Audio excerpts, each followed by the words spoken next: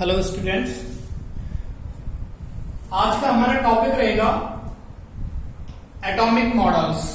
और आज हम डिस्कस करेंगे एटॉमिक मॉडल्स में दो मॉडल्स की, एक थॉमसन एटॉमिक मॉडल और दूसरा रदरफोर्ड एटॉमिक मॉडल। रदरफोर्ड के स्कैटरिंग एक्सपेरिमेंट के बारे में आज हम डिस्कस करेंगे। तो let's start with Thomson's model of atom. Thomson ने 1904 के अंदर अपना एटॉमिक मॉडल दिया। वैसे इसने बहुत ज्यादा कुछ इसके बारे में बताया नहीं था, इसने बस इतना बताया था कि जो एटम के स्ट्रक्चर होता है उसके बारे में इसने बताया कि जो एटम होता है एक स्पेरिकल स्ट्रक्चर का होता है, वाटरमेलन जैसा होता है, जैसे केक होता है ऐसे होता है। और वो जो स्पेयर होता है वो पॉजिटिव चार्ज का होता है और उसके अंदर इलेक्ट्रॉन्स ऐसे एम्बेडेड होते हैं जैसे केक के अंदर ये जो किशमिश होती है वो धसी हुई होती है उस टाइप से। या फिर अगर वाटरमेलन टाइप मॉडल बोले तो जैसे तरबूज होता है उसका जो पूरा की पूरा स्पेयर है विद रेड मास, वो सब क्या पॉजिटिवली चार्ज है और उसके अंदर जो ब्लैक सीड्स होते हैं एम्बेडेड होते हैं वो इलेक्ट्रॉन्स हैं, ऐसा इसने बताया। According to Thomson atom was a sphere of positive charge. Atom जो है थॉमसन के अकॉर्डिंग एक पॉजिटिव चार्ज का स्पेयर है in which electrons are embedded, जिसके अंदर इलेक्ट्रॉन्स फंसे हुए हैं to neutralise the positive charge. और वो जो इलेक्ट्रॉन्स हैं वो इसके पॉजिटिव चार्ज को न्यूट्रलाइज कर देते हैं। मींस इसमें ओवरऑल जो एटम होता है वो न्यूट्रल होता है। इस चीज को एक्सप्लेन कर दिया है। The stability of atom was explained as a result of balance, कि एटम स्टेबल कैसे होता है, स्टेबिलिटी को इसने बैलेंस में कैसे बताया कि stability of atom was explained as the result of balance between the repulsive force between the electrons. ये जितने भी इलेक्ट्रॉन है इनके बीच में एक रिपल्सिव फोर्स होता है and the attraction force toward the positive charge. इनमें आपस में तो रिपल्शन होता है लेकिन जो ये पॉजिटिव चार्ज है इसके लिए इन इलेक्ट्रॉन्स में अट्रैक्शन होता है। तो इसने बताया कि जो रिपल्सिव और अट्रैक्शन फोर्स हैं ये एक दूसरे को क्या कर देते हैं, बैलेंस कर देते हैं और एटम कैसा हो जाता है, स्टेबल हो जाता है। और अभी जैसे मैंने बताया था कि वाटरमेलन में जैसे सीड्स होते हैं या केक जो होता है राउंड उसमें किशमिश वगैरह जो लगी हुई होती है उस टाइप से इसने बताया। तो इसको रेजिन पडिंग मॉडल या फिर वाटरमेलन मॉडल इसीलिए बोलते हैं। लिमिटेशंस देखो, इसने ओनली एक्सप्लेन किया न्यूट्रलिटी एटम को कि एटम की न्यूट्रलिटी कैसे होती है। इसने बताया कि जो पॉजिटिवली चार्ज स्पेयर है उसके पॉजिटिव चार्ज को जो इलेक्ट्रॉन्स एम्बेडेड होते हैं इसके अंदर वो न्यूट्रल कर देते हैं। But could not explain the scattering experiment carried out by the Rutherford. जो नेक्स्ट मॉडल है इसका एटम का वो रदरफोर्ड ने अपने स्कैटरिंग एक्सपेरिमेंट में दिया है और उसने जो चीजें बताई थी उनको ये एक्सप्लेन नहीं कर पाया था जो रदरफोर्ड ने अपने स्कैटरिंग एक्सपेरिमेंट के अंदर बताई है।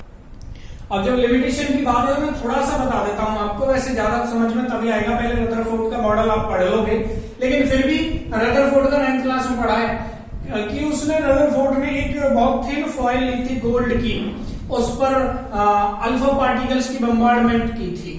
तो उसने क्या कंक्लूजन निकाले थे कि जो most of the alpha particle उसके पार निकल गए थे एटम के और कुछ इधर उधर डिफ्लेक्ट हो गए थे और एक आध कोई बहुत रेयर वापस आया था। ये सब चीजें क्या थी, ये ऐसा क्यों हुआ, इसका जवाब थॉमसन के एटॉमिक मॉडल के पास नहीं था।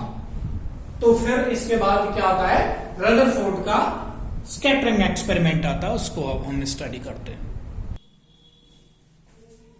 अब हम डिस्कस करेंगे रदरफोर्ड मॉडल ऑफ एटम। इसको न्यूक्लियर मॉडल बोलते हैं क्योंकि रदरफोर्ड ने ही न्यूक्लियस को डिस्कवर किया था। इसको प्लेनेटरी मॉडल भी बोलते हैं। प्लेनेटरी मॉडल क्यों बोलते हैं वो जब ये टॉपिक खत्म हो जाएगा मैं आपको बताऊंगा। क्या किया, रदरफोर्ड ने कुछ मेटल्स ऐसे लिए जैसे गोल्ड, ये प्लैटिनम, सिल्वर, कॉपर, इनकी बहुत थिन फॉइल बनाई। अच्छा, इन्हीं मेटल्स को उसने क्यों यूज किया, क्योंकि ये जो मेटल्स है मोस्टली मॉल्युबल है, इनकी थिन शीट्स बनाई जा सकती हैं। दैट इज वाई इन्हीं मेटल्स को उसने यूज किया। इन्हीं मेटल्स की एक फॉइल ली जो मैंने यहां पे बीच में इसमें इंडिकेट की है, और इसको जिंक सल्फाइड ZnS इस स्क्रीन से कवर किया। ये बताऊंगा क्यों कवर किया।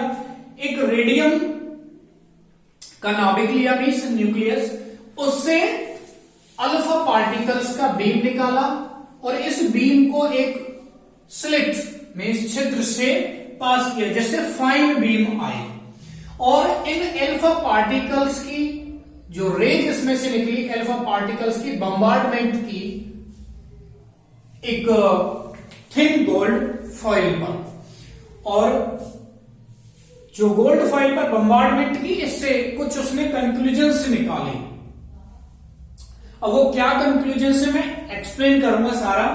देखो, in his experiment he bombarded thin foils of metals like gold, silver, platinum etcetera with the beam of alpha particles. Alpha particles आपको पता है इस पर 2 पॉजिटिव चार्ज होता है अल्फा पार्टिकल पर, और ये 4 टाइम्स हैवी होता है देन प्रोटॉन से। प्रोटॉन से ये 4 टाइम्स हैवी होता है। इसी वजह से इन पार्टिकल्स की बम्बार्डमेंट हम करते हैं, जो एक इफेक्टिव बम्बार्डमेंट हो सके। Source of alpha particles was radium. तो जो ये लेड ब्लॉक मैंने बना रखा है, इसके अंदर रेडियम रखा हुआ है जिससे अल्फा पार्टिकल्स का बीम निकल रहा है। Beam was coming out by slit. जो बीम है अल्फा पार्टिकल्स का, वो एक स्लिट से निकला, छिद्र से। इसलिए क्योंकि बीम कैसा हो जाएगा, फाइन हो जाएगा। Alpha particles were detected on zinc screen after striking. जैसे ही इस गोल्ड फॉइल से ये टकराए, टकराने के बाद ये डिफ्लेक्ट हुए या पास हुए, ये जहां भी गए टकराने के बाद, इस जो जिंक सल्फाइड की स्क्रीन है इसके ऊपर टकराए और अपना इफेक्ट दिया। फिर इस जिंक स्क्रीन को ऑब्जर्व किया गया, तो इस पर जो अल्फा पार्टिकल्स के जो इफेक्ट थे उनसे क्या कंक्लूजन निकाला रदरफोर्ड ने। Most of the alpha particles का मतलब लगभग 99.9% passed through the gold foil, और गोल्ड फॉइल को अल्फा पार्टिकल पार कर गए विदाउट एनी डिफ्लेक्शन। कोई डिफ्लेक्शन नहीं, सीधे पार कर गए वो उसको। It means most of the space in the atom is empty. ध्यान दो, मैंने एक अकेले एटम का भी डायग्राम बना रखा है नीचे। ये एक एटम है और इस अल्फा रेज आ रही है, ज्यादातर जो अल्फा रेज है वो इसको पार कर गई, इससे बिल्कुल पार निकल गई थी बिना किसी डिफ्लेक्शन के। तो इसका मतलब क्या है, अगर आप कहीं भी कोई चीज ऐसे फेंकते हो और बिना किसी डिफ्लेक्शन के सीधी पार चली जाती है, इसका मतलब वो किसी चीज में टकराई नहीं, सीधी पार निकल गई। इसका मतलब क्या हुआ, ज्यादातर पार्टिकल्स, अल्फा पार्टिकल एटम के पार निकल गए। तो इसका मतलब एटम का ज्यादातर स्पेस है जो खाली पड़ा हुआ रहता है। दूसरा, some alpha particles deflected by small angles. कुछ ऐसे थे पार्टिकल जो स्मॉल एंगल से, देखो एक इधर डिफ्लेक्ट हो गया, इधर, इसमें मैंने इधर डिफ्लेक्ट कर दिया, इधर डिफ्लेक्ट कर दिया। इसका मतलब क्या, वेरी फ्यू नहीं, some alpha particle deflected by small angles means alpha particle पर कैसा चार्ज होता है, पॉजिटिव चार्ज होता है, और अल्फा पार्टिकल किसी से टकराकर डिफ्लेक्ट हो रहे हैं, तो इसका मतलब वो किसी पॉजिटिव चार्ज से टकरा रहे हैं और वो इधर उधर जा रहे हैं। तो वो पॉजिटिव चार्ज है, जो बॉडी है पॉजिटिव चार्ज की, वो ज्यादा हैवी नहीं, उसका मास ज्यादा नहीं है लेकिन उस पर पॉजिटिव चार्ज है। क्यों, क्योंकि जो अल्फा पार्टिकल है पॉजिटिव चार्ज वाला, वो उससे टकरा रहा है, पॉजिटिव से पॉजिटिव टकराएगा, वो दूर हट जाएगा एक दूसरे से। तो इसका मतलब क्या कंक्लूजन निकला, एटम के अंदर कुछ और भी जो लाइट है मास में एक पॉजिटिव चार्ज की बॉडी है। Next, third, very few alpha particles. Very few मतलब इतने कम, लगभग 20,000 अल्फा पार्टिकल्स में से एक पार्टिकल वर डिफ्लेक्टेड बैक। इसका मतलब क्या होता है, there is some heavier body inside the atom, कि एटम के अंदर कोई चीज हैवी है जिससे अल्फा पार्टिकल टकरा के वापस आया है, और वो बहुत छोटी जगह है और पॉजिटिव चार्ज वाली जगह है। अब हम ये कैसे पता लगा सकते हैं कि वो हैवी है और पॉजिटिव चार्ज वाली है? देखो, अल्फा पार्टिकल पर कैसा चार्ज होता है? पॉजिटिव चार्ज होता है, और वो जगह इतनी छोटी है कि जब ऑलमोस्ट 20,000 पार्टिकल में से एक पार्टिकल वहां पे टकरा रहा है, अगर कोई बहुत बड़ी चीज हमारे सामने है और हम उसमें कोई चीज या बुलेट मार रहे हैं, गोली मार रहे हैं, कोई चीज फेंक के मार रहे हैं, तो उससे हर बार टकरा के वापस आ जाएगी।